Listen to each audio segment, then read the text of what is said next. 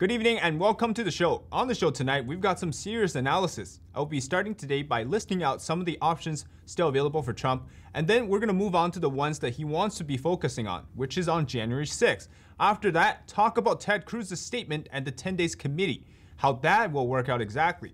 I will also finish off today with the discussion of Trump's leaked call with Brad Raffensperger and also Lin Wood's tweets regarding a pedophile ring used to blackmail prominent figures around the world. Let's get into it. Let's break down our first topic. I want to take a look at what are the still options available to Trump at this particular moment that will lead him to the path of victory. This is going to be an updated video to my previous videos where I've covered some of these paths. Now, these plans are still definitely up to changes, especially post January 6th. So I will be updating them as we go. The first plan is actually to talk about one of the most popular options outside of the electoral counting process on January 6th. And this process is through the national emergency that was declared in 2018. Through this executive order, this allows two places to matter.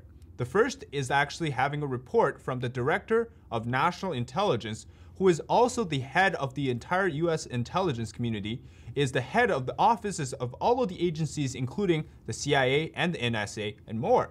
The DNI will produce a report soon that will outline the findings of foreign countries actually involved in this election. And this report, as the director John Ratcliffe had recently said, will involve the CCP's potential involvement in the election process. Along with that are Iran, Russia, and potentially Serbia as well. Now, why does this matter? Well, in this executive order, Trump had declared a national emergency, which extends his power to direct resources to investigate foreign interferences. And if the report is produced on time, it can potentially lead to this election becoming invalidated. Because there are clear evidence of a foreign country or multiple foreign countries attacking U.S. election, which is a constitutional process. Trump could likely categorize it as an attack on U.S. sovereignty. The report also has another hidden plan to expose the CCP, who I think is most likely the perpetrator of election meddling, which allows the U.S. government to apply hard sanctioning on them. The second path is using witnesses. There are three key people I need to mention if they do show up. Now, obviously, they're all speculations, but the first one is Jeffrey Epstein. Now, some are saying he's still alive, for example, according to Lin Wood. Wouldn't he be the most prominent witness to ever step into court? Along with that is Edward Snowden, who is supposedly rumored to be pardoned by Trump, and also Bill Barr, who had just resigned as the Attorney General. He's now available to testify. These people could all potentially show up on January 6th, among with the witnesses who may have participated in the acts of voter fraud themselves. And here's the catch. If the lawmakers see all of these hard evidence, stuff Trump has never shown to the public before, and is literally there, if these lawmakers are still willing to certify the votes for Biden, then that just shows the public exactly what is happening in the swamp of DC. Now, the disclaimer is that these people are just rumored to be available. We don't actually know if they're an option for Trump. Now, the third path is using the secret operation inside the Defense Department, which is the Kraken program that is exclusive to the Defense Department's intelligence military branch. Now, this military intelligence inside the DoD is headed by Ezra Cohen Watnick, who is currently the Undersecretary of Defense for Intelligence. This path is very secretive, that no one except Trump and the Defense Department, even certain parts of the Defense Departments, don't know about. Now, this Kraken program is actually a supercomputer, and its existence is quite unknown. But the Kraken has the ability to hack into other systems, such as the CIA's Hammer and Scorecard system, as well as capturing the vote changes that occurred on election night. The reason this path might work is that it's a last resort, as it is revealing what was essentially all of the secrets of the military. Because think about it, Biden's transition team inside the Pentagon has been repeatedly denied access to these top secrets by Ezra Cohen because of the importance and the secret it holds. If Trump needs to do a drastic reveal, this wouldn't be the bad one to give up. But like I mentioned, this is sort of the last-ditch effort. This next path is the one that I've covered recently, which is using military tribunals. And this path has a specific set of requirements that could potentially be triggered by any of the other paths. It just depends on the evidence at hand. Now, this path is using military tribunal to put treasonous individuals on trial directly from the military courts. This bypasses civil courts, which has a long process. This path involves individuals who are arrested on the grounds of treason. Some degree of foreign interaction, say, with the likes of the CCP to meddle in this election would be a great reason to consider treason charges. If you want the full breakdown of the military courts, check out this video. The next path sort of interconnects all of the other paths, which is to appoint a special prosecutor that has the absolute authority to indict and prosecute anyone who is found guilty of election interference. The special prosecutor is again one of the very constitutional paths. For someone like Sidney Powell or Rudy Giuliani would be a great candidate to take on the mantle. Along with that, Special Counsel John Durham, who was appointed by Bill Barr as the last effort to ensure an investigation into the 2016 election to be continued. Now, Durham has yet to produce any significant results for that though. So we're not really sure if he's to be trusted. The next path is about declassifying all of the documents related to the 2016 and also the 2020 election findings. And this could include the reports from the DNI, as well as any secret investigations into election interference and evidence that is not public. Here's the interesting part. We have a lot of evidence that is not for public eyes. They were prepared for courts. But Trump's team hasn't gotten any luck at the judicial side of things, and they have been repeatedly rejected by the legal system and are actively being ignored by the Investigation Bureau and the Congress. So Trump still has a lot of options to impose the martial law or the use of insurrection, depending on the situation. But as he said, it's unlikely as he will try to remain constitutional. There are still these more plans out there that sort of branch and stem from all of these other paths that I've just talked about. But here's a real problem. Trump said he wants to follow the Constitution, as I've previously stated, but his opponents don't really play by the facts, and they're not playing fair. They're playing unfair in this game by changing the rules themselves. I do want to be realistic here and say that many of these options will become less and less useful as we go past the January 6th deadline. That is because if January 6th fails, then we can't rule out the possibility of a Biden presidency. Past that, if Trump tries to do anything, the left and the legacy media will just paint it as a coup or as treason. So what Trump must do is to have the conviction to go actually beyond the limits of the Constitution when the time comes, to bear the pressure. Now let's face it, if January 6th indeed becomes the date that Biden is won through the Congress, it is the date that the Constitution has failed to uphold the integrity of this nation. And it is the date that the people of this country will probably lose faith in all of the people that were sworn an oath to protect the Constitution. With every ground shattered, Trump must plan to protect his people. So many of these paths I've mentioned above are both closing its doors, but also opening at the same time. It all depends on how Trump will use it. What I will say is that on January 6th, it will be the day to judge if democracy is upheld or trampled beneath the lies that were voter fraud. Before I move on to what happens after January 6th, take a second to hit the like button, subscribe to the channel, and turn on the notification bell. Comment what you would like to see in our future videos or what topics interest you. As well, follow me on my social media pages at David Zhang BTN on both Parler and Twitter. Okay, let me talk about January 6th then. Our next topic is diving deep on the scenarios on Wednesday, January 6th. What happens after this day, or I guess on this day? It's super important because it essentially tells us if Congress is willing to fight for the people or not. On this day, we're going to have an upward of 1 million Trump supporters gathering on the Capitol Hill to support the objection of the votes cast for Biden. Let me do a quick breakdown of the process on that day, and then I'll get into a few scenarios. The counting will start around 1 p.m. Eastern Time. Vice President Mike Pence will preside over the joint session, where he will count each state's electoral votes. When a state's votes are brought up for counting, lawmakers in both the chambers can object to the votes being cast for a candidate. This is the important part. If the pair of senator and Congress member object to the votes cast for that candidate and is giving a written argument, then the chambers must retire to a 2-hour debate, separately by the way, on the dot, which then will lead to a voting process. Now this process, the key to consider is that both the House and the Senate must vote the same way for the objection to stand. That's according to the Constitutional Research Service. Okay, just to repeat, both House and the Senate must vote the same to object. In any case of difference in their voting, then the objection will not stand, and the votes will still go to the candidate it was cast for. If the two chambers vote the same to object, then those votes are set aside. Then what happens if the votes are set aside? Well, the problem is we have very little precedence over this type of situation. It might have happened once or twice. Right now, based on the 12 senators led by Ted Cruz and Josh Hawley, along with 160 plus now representatives, we know that we will get objections for probably at least 3 states, which means in the scenario that those votes are set aside, it's most likely going to lead to a contingent election per the 12th Amendment, which is when each state in the House will get 1 vote for their candidate. Now, in this situation, we have a Republican state majority, which would most likely lead to a Trump win. And that happens when neither candidates reach 270 mark. But what we also have is the other way around, where we have objections that don't really stand, and the votes are still cast for Biden. It's actually more likely following the regular procedure, considering that the Democrat control the House and the Senate Republican leadership, including McConnell, will not be objecting to the votes.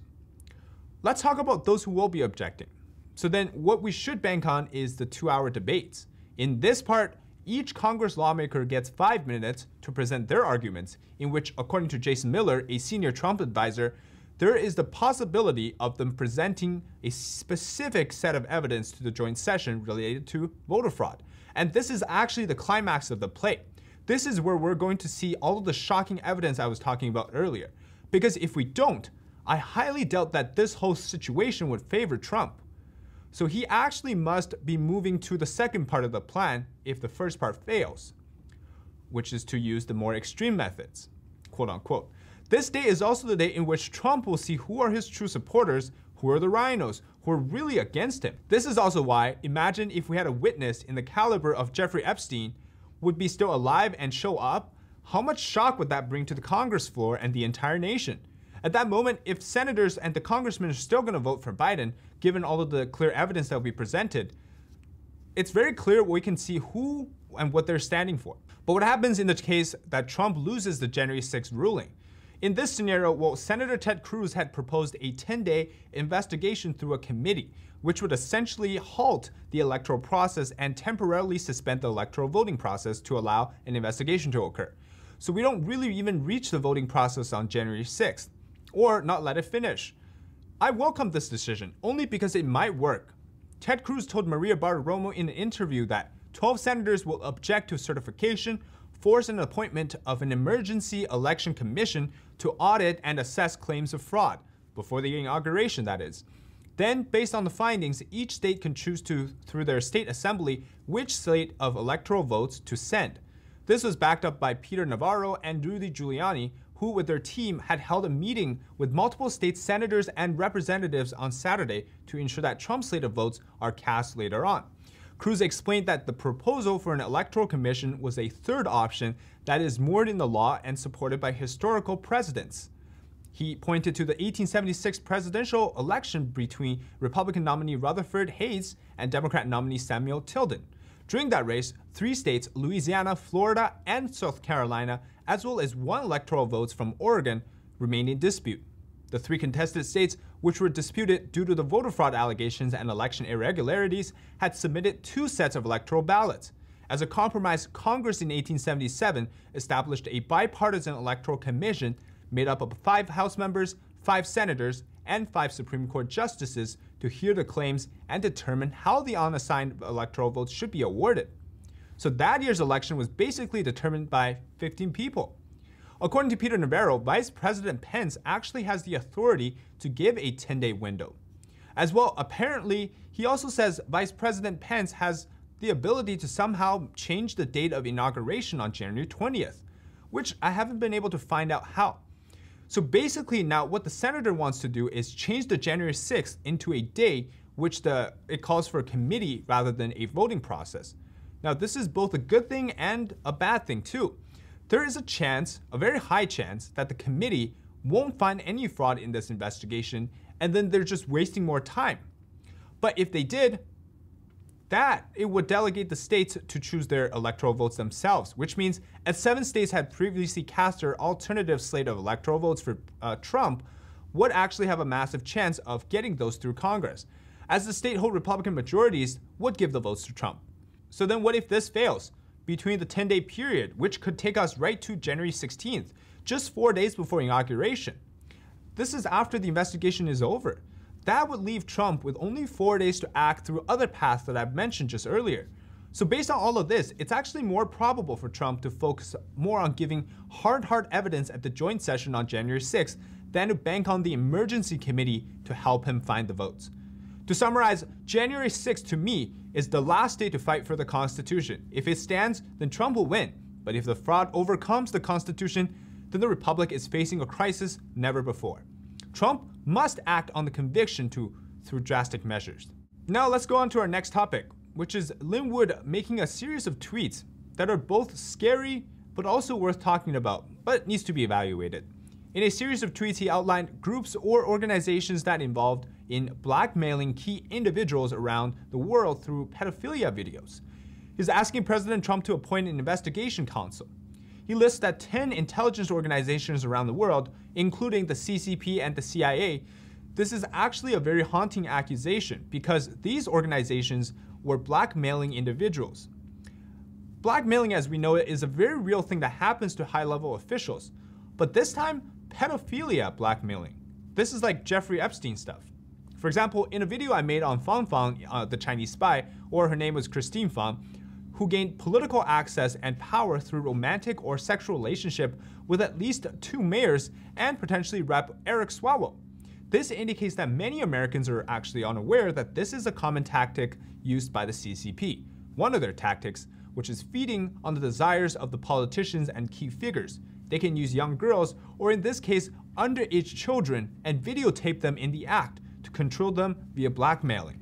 If Lin's story is true, this means that the CCP uses not only honey traps, but also child traps to feed the sick minds of the politicians and the prominent figures. Honey traps and child sex trafficking rings are serious risks regarding to the loss of sensitive information and classified information, and it's particularly its use for blackmailing. American politicians in different positions of power, including those in the intelligence community and especially members of Congress, are all primary targets for this. Basically, the seemingly very crazy talk from lawyer Lin Wood is actually worth watching out for. If he's, being targeted for this, then that means what he said is true. And finally, our last topic today is about the call between President Trump and Georgia's Secretary of State, Brad Raffensperger. On Sunday, the Trump campaign responded to a full recording that was obtained by and released by Washington Post of a call between President Trump and Georgia's Secretary of State, which focused on the issues of election integrity. The Washington Post initially released snippets of the hour-long call, which also involved the participation of White House Chief of Staff Mark Meadows, Trump campaign's lawyer Cleta Mitchell, and also Raffensperger's lawyer Ryan Germany.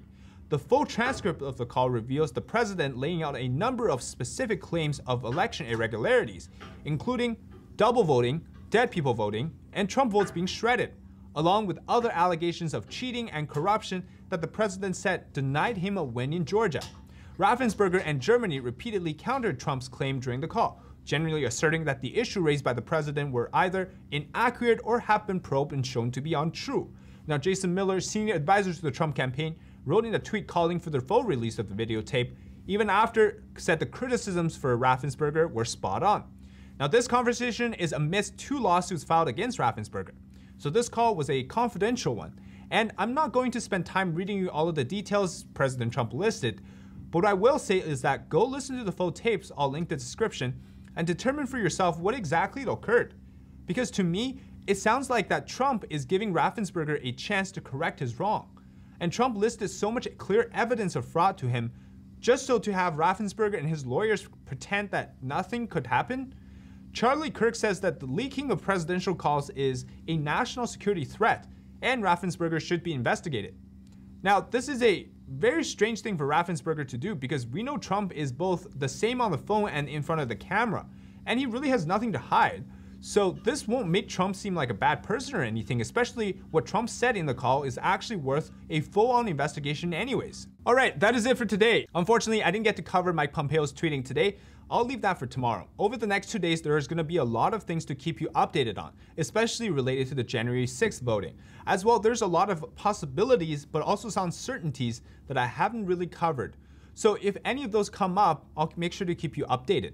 Now, so make sure to subscribe to the channel and like this video to break the YouTube censorship. As well, stay notified to hit that bell button. Also, if you want to see what is covered, comment below. I recently decided to post all of my daily topics on the community section of the channel, so make sure to subscribe to comment there. As well, thanks for the continued support to help us grow.